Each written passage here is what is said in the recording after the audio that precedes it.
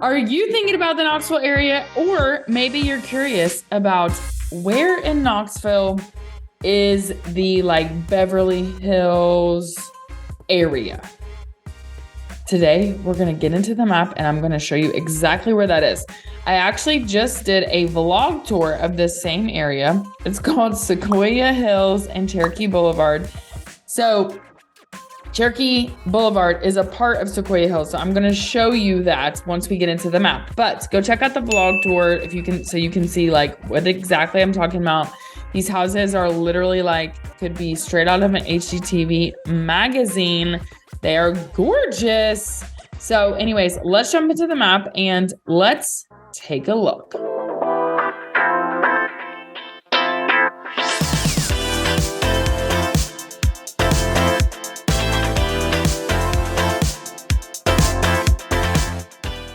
First of all, let's talk about where we are in relation to, here's downtown. This is obviously University of Tennessee. We also see here is the Tennessee River. And what we are talking about right now today is this little pocket right here, Sequoyah Hills and Cherokee Blvd. So this is pretty much exclusively residential. There is an elementary school in here, and there's a church, Sequoyah Hills Presbyterian, and there's a little area with a cafe, but this is primarily all residential. So it's a very kind of isolated spot that we're talking about. I want to also point out to you the zip code. This is part of 37919. So that is one of our higher dollar zip codes outside of the West Knoxville area. It actually has a higher overall price than Farragut, which is 37934. So in terms of where we are in relation to West Knox, so we are talking today specifically about this right here, Cherokee and Sequoyah Hills. West Knox, in my opinion, starts right about here, which is just after Bearden Hill. This is the paper mill exit. So if I zoom in, you're going to see this exit, this right here. Where is paper mill? I'm so sorry. This exit right here is the paper mill exit. This is Paper Mill Road, but this exit right here, this is Paper Mill. So in my mind, this is really the beginning of West Knox. Everything from here over. Some people would argue me with that, but listen, I'm a Knoxville OG. Okay, I grew up here. I know this place like the back of my hand. Okay, so some people would now say this is West Knox. This did not even exist. Well, Farragut existed, but Hearn Valley did not even exist 20 years ago. So that being said, when I say West Knox, I'm talking from paper mill over, essentially. Now, again, that's debatable, but essentially West Knox could technically be anything west of downtown. I have some West Knoxville blogs and map tours, so go check those out. But today we're specifically talking about Sequoyah Hills, which you could argue is kind of west. And actually, fun fact, West High School is right in here. This is West High School. That's where I went to high school. I have a friend now. She's a principal there. A couple friends, actually, that I've worked with and that are principals there. W-E-S-T, West. Okay, anyways. That's not what we're here for. Shout out to West High School. Okay, so we're talking about Sequoyah Hills. And I just want to point out as well, this right here, this winding road, this is what we call Cherokee Blvd. And it is literally magical because right down the middle of Cherokee Blvd is a running trail. And it's 2.5 miles in and 2.5 miles back. So if you want a literally water view riverside run, a lot of people will go to Cherokee Blvd. You can park over at the church, or you can park along some of there's parks down here. You can park along these. And you can run down Cherokee Blvd. It is gorgeous. It is also cool because the trail is, and you can see this in the vlog tour, but the trail is gravel, which is nice because it's not as hard, obviously, as if you're going to go to Lakeshore, that is a paved trail. And so it's a little bit harder on the joints, you feel me? But A lot of people also bike. When they bike, they're biking actually on the road itself. So Cherokee Boulevard is a diversity of homes, pretty much no new construction. You do see some that have been like completely updated and renovated. My dryer is going off and I really hope you can't hear it right now. But if you hear the buzzing, I just want to acknowledge it. But anyways, mostly what you have along Cherokee Boulevard are big houses. Mansion is an aggressive word, but I want to say 3,000 plus square feet. Some of them are mansions. I don't think the majority of them are mansions, in my personal opinion. Like, to me, a mansion is like 10,000 plus ginormo. And that's not really what these are. These are large, beautiful houses, but they're not like mansions. Now, that being said, they are in the $1 million. Cherokee Boulevard, this is coveted real estate because, first of all, of what it is, where it is, and then, I mean, you're basically on the Tennessee River. And it's freaking beautiful. And then you can see you have these like offshoots. So Cherokee, you see how it kind of makes like a U here. And then this gets you to Old Kingston Pike. So, everything back in here, you're going to have 1940s, 1950s. They're small cottages off Sequoyah Hills. There are, again, some reimagined, like stone, beautiful homes. Think Dogwood Trail, think green, think, professional landscaping. To me, when I think about Sequoyah Hills, Knowlton is, to me, where it starts. Now, probably these people on Arrowhead and like Blows Ferry would be like, how rude. But Knowlton, you turn off right off Kingston Pike, and that to me is like the beginning. Now, these houses over here are still pretty freaking awesome. This is not the area you go to if you want new construction. That's not what this is. This is, think about, have you ever seen Father of the Bride? And that house from Father of the Bride, the original one, that house, that to me reminds me of Sequoyah Hills, like that neighborhood. It's green. Everyone is like super into their yards. And everything is just kind of totally updated. And again, you can tell like all of this is residential with the exception of you have Sequoyah Hills Elementary School and there's a Sequoyah Library. There's some apartments here. I will say, word to the wise, if you're thinking about those apartments, a lot of those house UT students because look how close you are to, there's UT, here's those apartments, right?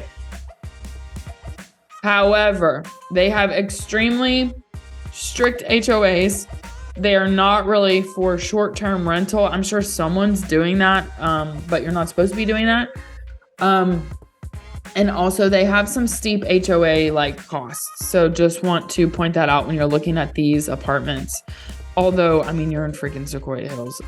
So that's, it's pretty great. Scenic is a super popular road just because it's directly off Kingston Pike as well. So when you're coming into Sequoyah Hills, a lot of people take Scenic because it kind of, you can see that it cuts basically all the way through. This is Scenic right here. It cuts all the way through Sequoyah Hills and you can get where you're going from Scenic.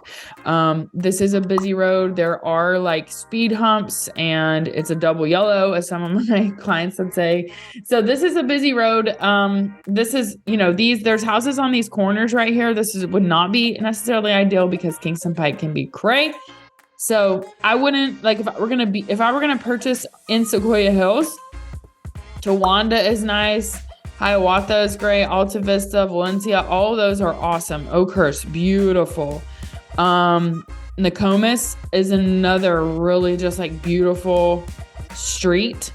And these lots down here, like on some of the ones on Nokomis are small, but you have some over here, like off of these that are going to be larger lots.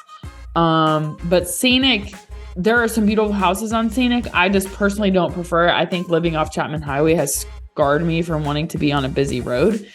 And it's kind of a cut through for Sequoyah Hills because literally it is. It runs the whole length of Sequoyah Hills.